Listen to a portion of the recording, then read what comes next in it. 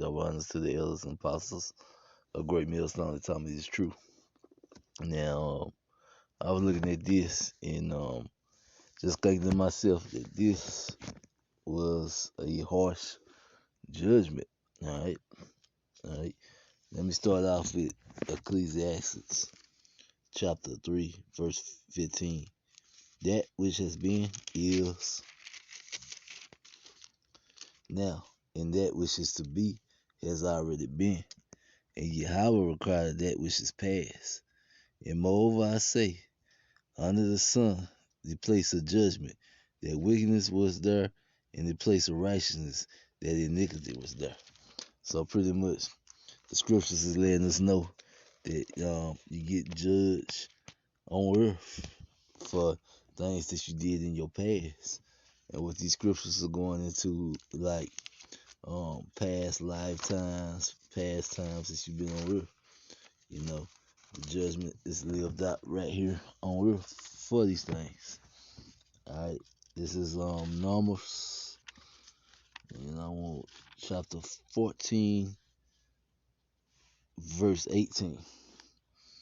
The Lord is long suffering and of great mercy, forgiving the iniquity and transgression, and by no means clearing the guilty, visiting the iniquity of the father upon the children unto the third and fourth generation.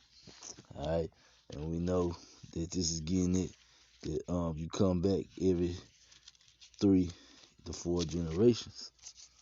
Alright, this is Exodus, you know, because the scriptures never uses the word reincarnation, but it refers to it over and over.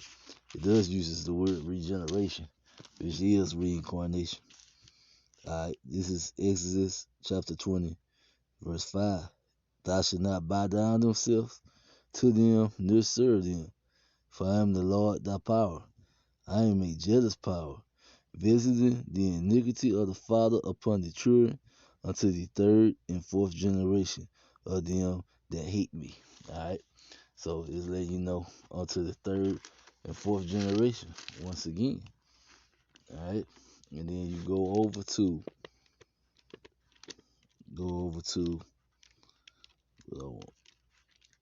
Ezekiel,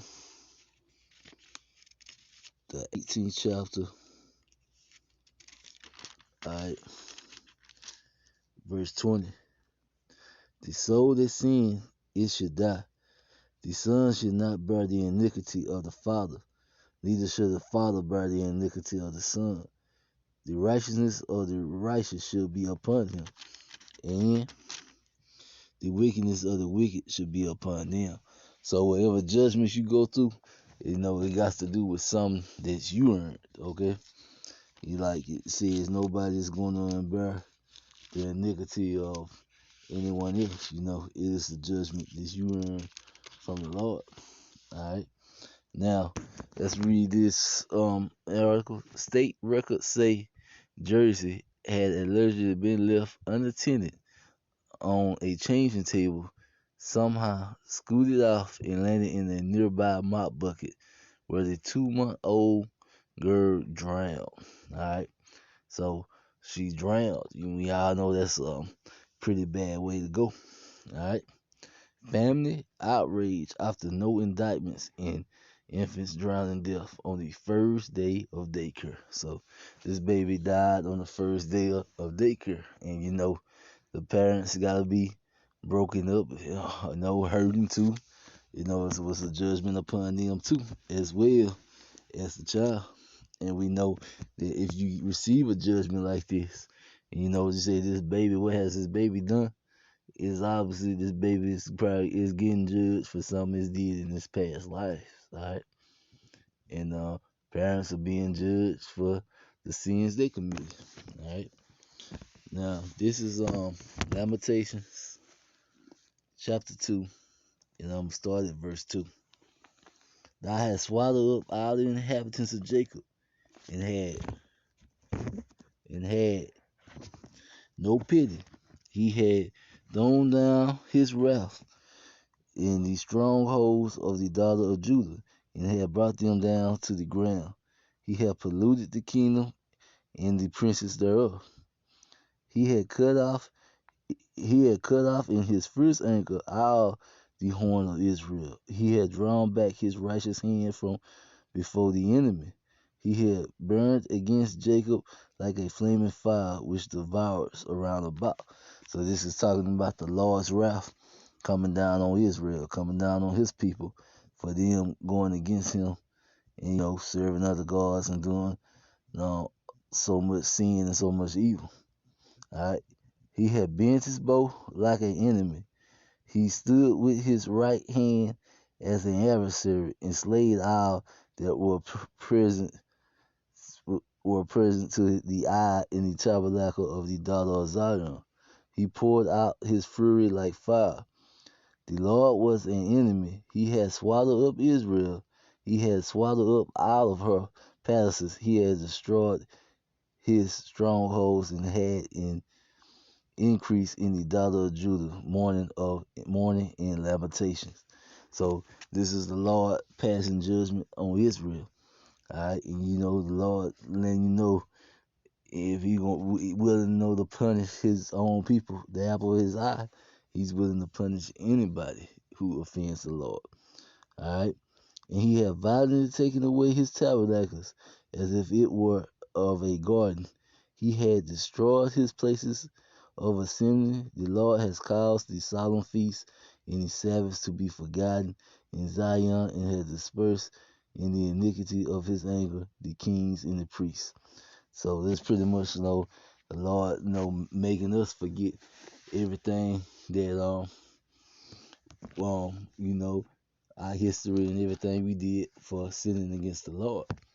Alright? And so the same thing, is going on for this little baby, the Lord punish you is because you have did something to offend the Lord. Alright?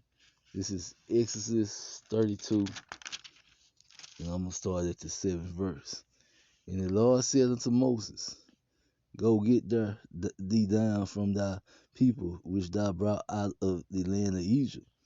They have turned aside quickly out of the way which I have commanded them. They have made a molten calf, and have worshipped it, and have sacrificed thereunto, said the Lord. These be thy gods of Israel, which I have brought thee up out of the land of Egypt. And the Lord said unto Moses, I have seen this people, and behold, it is a stiff-necked people. Now therefore let me alone, my wrath might wax hot against them, that I might consume them, and I will make of thee a great nation. So this was the Lord telling Moses that he was going to kill all of Israel for the evil that they was doing with the calf and all that. All right. Wherefore should thy Egyptians speak and say, For mischief did he bring them out, to slay them in the mountains, and to consume them from the face of the earth? Turn from thy fierce wrath, and repent of thy evil against thy people. And this is Moses speaking to the Lord. Remember Abraham, Isaac, and Israel, thy servants, to whom thou sworest thy own self, and saidst unto them, I will multiply your seed as the stars of heaven, and all this land that I have spoken of will I give unto thee, and thou shalt inherit it forever. So this was Moses speaking up, and the Lord repented of the evil which he got to bring upon his people. So the only reason the Lord didn't, kill all his people back then for that sin was because Moses spoke of him and asked him not to. All right. So that lets you know the Lord don't play. All right. And his judgments are fierce, and he's willing to bring them out against anyone who offends him. All right. And it don't matter who you are. If you go against the Lord is willing to judge you. All right. Now let's see. Well, all right. Alright, like I said, continuing on, got cut off. But if you go against the Lord, the Lord is willing to judge you. All right, so that is something to keep in mind. All right, we do what the Lord commands us to do, so that we don't have to feel the fierce anger of the Lord. All right, now let me get this is Deuteronomy 32 verse 39. See now that even I am He, and there is no power with me. I kill and I make alive. I wound and I heal. Neither is there any that can deliver out of my hand. So the Lord said, whatever happens to people, He's the ones that does it to them. And there isn't anyone who can deliver out of the Lord's hand. All right. So the Lord kills, He makes alive. All right. So that was the Lord letting us know in Deuteronomy 32, the second chapter. And this is First Samuel, First Samuel 2, verse 6. And the servant, hold up, page is stuck together. Right? It's First Samuel 2, verse 6. The Lord killeth and makes alive. He bringeth down to hell and bringeth up again.